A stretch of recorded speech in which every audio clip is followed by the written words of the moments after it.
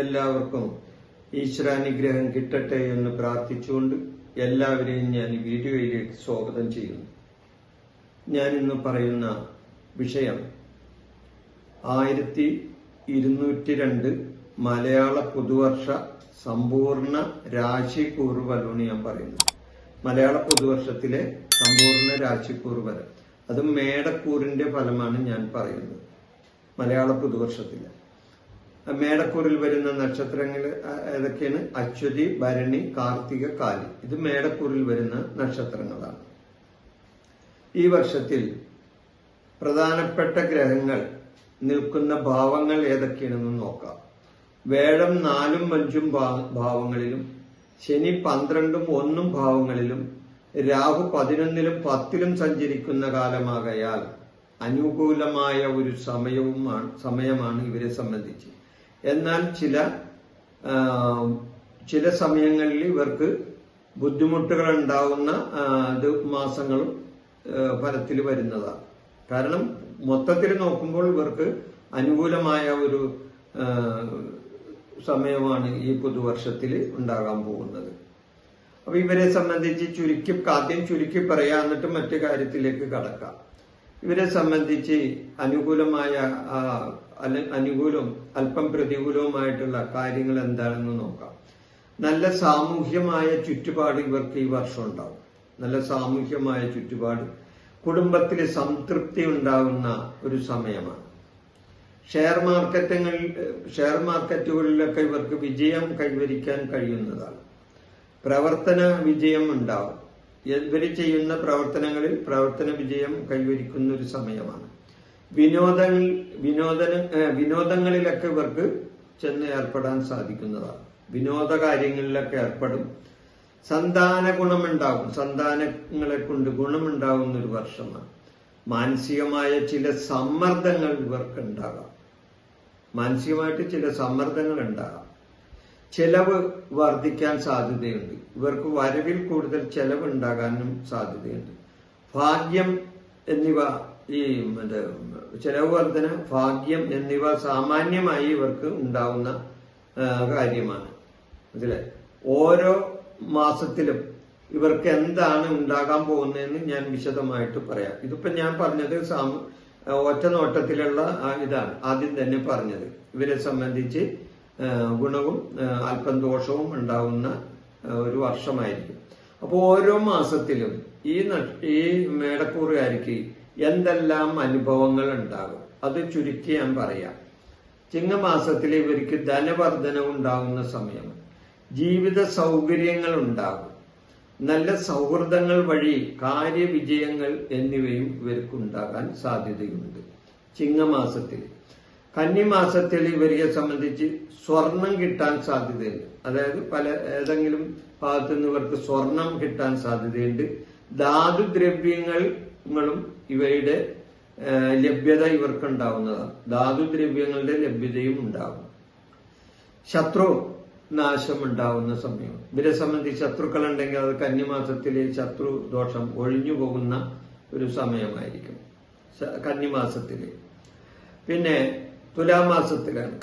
കന്നി കഴിഞ്ഞാൽ പിന്നെ തുലാമാസം. അപ്പൊ തുലാമാസത്തില് ഇവർക്ക് ഉദരസംബന്ധമായ ചില അസുഖങ്ങൾ പിടിപെടാൻ സാധ്യതയുണ്ട്. ഉദരസംബന്ധമായ ബന്ധുക്കൾ വഴി ദുഃഖങ്ങൾ ഉണ്ടാകാൻ സാധ്യതയുണ്ട്. പ്രതീക്ഷിക്കാതെ വരുന്ന കലഹം ഇവർക്ക് മാനസിക സമ്മർദ്ദങ്ങൾ ഉണ്ടാക്കും. അപ്പൊ തുലാമാസം ഇവർക്ക് അത്ര ഗുണകരമല്ല എന്ന് വേണമെങ്കിൽ പറയാം. തുലാമാസം കഴിഞ്ഞാൽ പിന്നെ വൃശ്ചികമാസവും. വൃശ്ചികമാസത്തില് നല്ല സുഹൃത്തുക്കൾ വഴിയുള്ള പ്രവർത്തനങ്ങളിൽ ഏർപ്പെടാൻ ഇവർക്ക് കഴിയും. ഭരണാധികാരികളുടെ ആനുകൂല്യം കിട്ടുന്ന ഒരു സമയമാണ്. എന്നാൽ ശത്രുഭയം, രോഗഭയം എന്നിവയും ഇവരെ അലട്ടുന്നതാണ് ഈ വൃശ്ചിക മാസത്തിൽ. അതോടൊപ്പം തന്നെ സാമ്പത്തികമായ ലാഭം ഉണ്ടാവുകയും ചെയ്യും. ഉന്നതമായ പദവികളിൽ എത്താൻ ഇവർക്ക് ഈ സമയത്ത് അതിനുള്ള അവസരങ്ങൾ വന്നു ചേരുന്നതാണ് വൃശ്ചിക മാസത്തില്. അപ്പൊ വൃശ്ചിക മാസത്തിലെ ഇവരെ സംബന്ധിച്ച് അത് ഗുണം ഉണ്ടാവും, കുറച്ച് ദോഷങ്ങളും ഉണ്ടാവും. വൃശ്ചികം കഴിഞ്ഞാൽ പിന്നെ ധനുമാസമാണ്. ധനുമാസത്തിൽ ഇവർക്ക് കാര്യവിജയം, സന്താന ഗുണം, വസ്ത്രലാഭം, ധനവരവ് എന്നിവയും ഉണ്ടാകാം. അപ്പൊ ധനുമാസം ഇവർക്ക് ഗുണമുള്ള ഒരു മാസമായിരിക്കും. മകരമാസം വാദസംബന്ധമായ അസുഖം ഉണ്ടാകാം.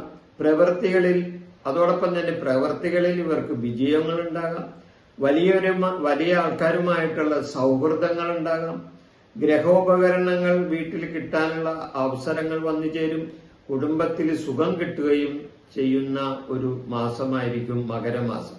അപ്പോ മകരമാസത്തിൽ ചില വാദസംബന്ധമായ അസുഖം ഒഴിച്ചാൽ മകരമാസം ഇവർക്ക് വളരെ നല്ല കാലമായിരിക്കും. പിന്നെ കുംഭമാസത്തിൽ ഇവർക്ക് ധനലാഭം, ധർമ്മകാര്യങ്ങൾ ചെയ്യാനുള്ള അവസരങ്ങൾ വന്നു ചേരും.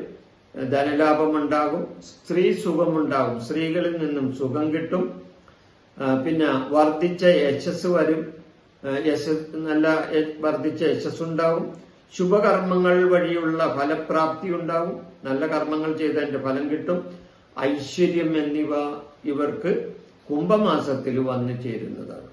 ഇനി മീനമാസത്തിൽ ഇവർക്ക് പ്രവൃത്തി തടസ്സങ്ങൾ, അപമാന ഭീതി, താമസമായിട്ടുള്ള ചില താമസ സൗകര്യങ്ങൾ എന്നിവയും ഉണ്ടാകും. അതായത് മീനമാസത്തിൽ ഇവർക്ക് പ്രവൃത്തി തടസ്സം ഉണ്ടാകും, അപമാന ഭീതിയും ഉണ്ടാകും. എന്നാൽ താമസ സംബന്ധമായ സൗകര്യങ്ങൾ ഇവർക്ക് കിട്ടുന്നതുമാണ്. പിന്നെ മേടമാസത്തിൽ കുടുംബ സന്തോഷം ഉണ്ടാകുന്ന ഒരു സമയമാണ്.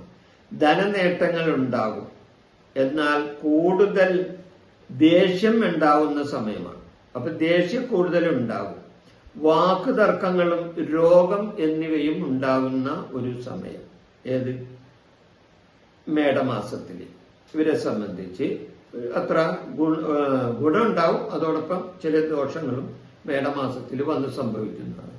പിന്നെ ഇടവമാസത്തിൽ ധനാഗമം ഉണ്ടാകുന്ന ഒരു സമയമാണ്. എന്നാൽ ചില കാര്യങ്ങളിൽ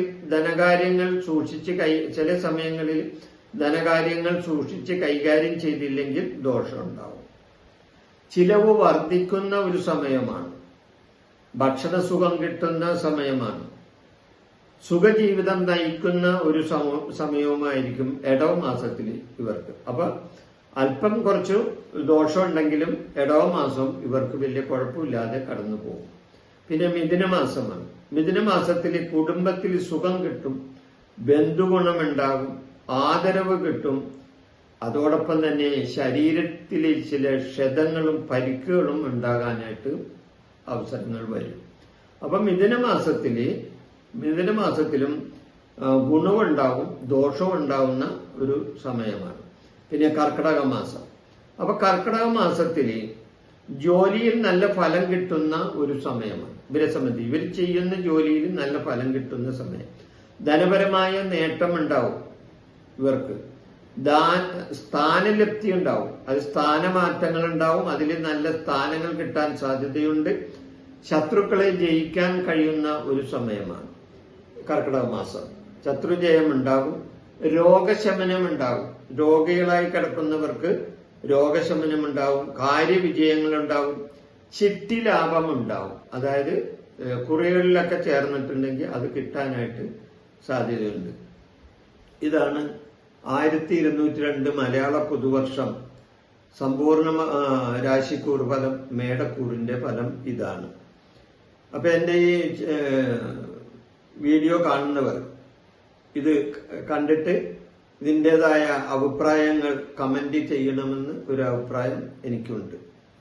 എല്ലാവർക്കും ഈശ്വരാനുഗ്രഹം കിട്ടട്ടെ ഒന്നുകൂടി പ്രാർത്ഥിച്ചുകൊണ്ട് ഈ വീഡിയോ നിർത്തുന്നു. നന്ദി, നമസ്കാരം. എൻ്റെ ഈ ജ്യോതിഷ പ്രോഗ്രാം നിങ്ങൾക്ക് ഇഷ്ടപ്പെട്ടാൽ നിങ്ങൾ ഈ ചാനൽ സബ്സ്ക്രൈബ് ചെയ്യാനും ലൈക്ക് ചെയ്യാനും ബെൽ ബട്ടൺ അമർത്താനും മറക്കരുത്.